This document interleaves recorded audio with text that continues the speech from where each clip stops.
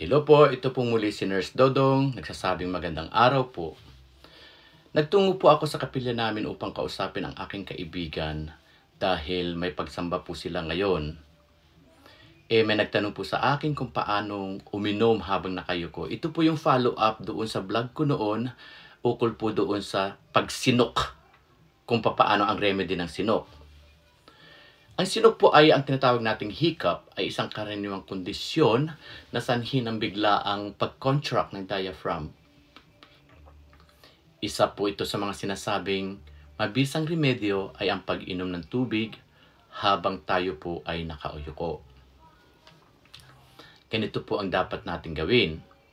Ito po ay yung follow-up po noong nakaraang pag-uusap natin ukol po sa sinok. Inuulit ko lang po. Paano po ba uminom ng tubig habang nakayuko para sa sinok? Una po ay maghanda po tayo ng baso ng tubig. Hindi po kailangang malamig. Basta ito po ay malinis. Pangalawa po ay yumuko sa baywang, parang halos nakadapa ka pero nakatayo o nakaupo pa rin.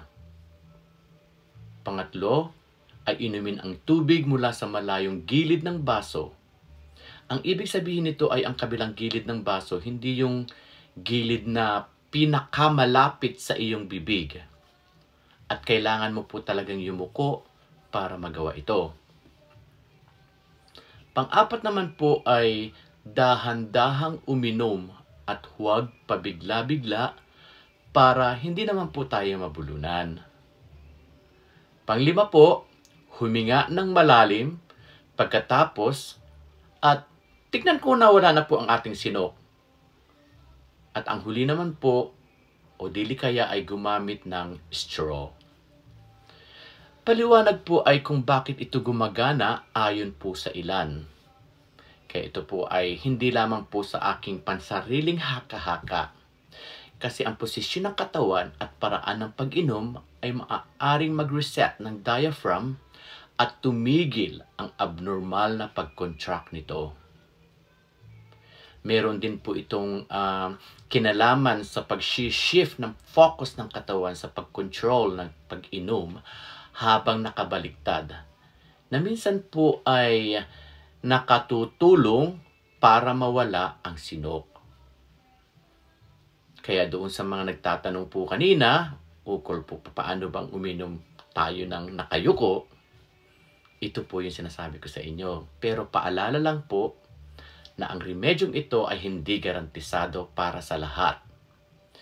Pero maraming tao ang nagsasabing epektibo ito para sa kanila. Safe subukan kung maingat, pero huwag pong pipilitin kung nahihirapan kang huminga o uminom. Gusto mo bang subukan? O may ibang home remedies kang nais ikumpara? Ito po si Nurse Dodong. Mas maganda kung tayo ay may kaalaman.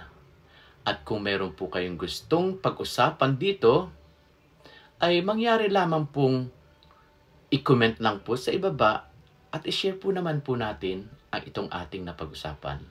Maraming salamat po at magandang araw po.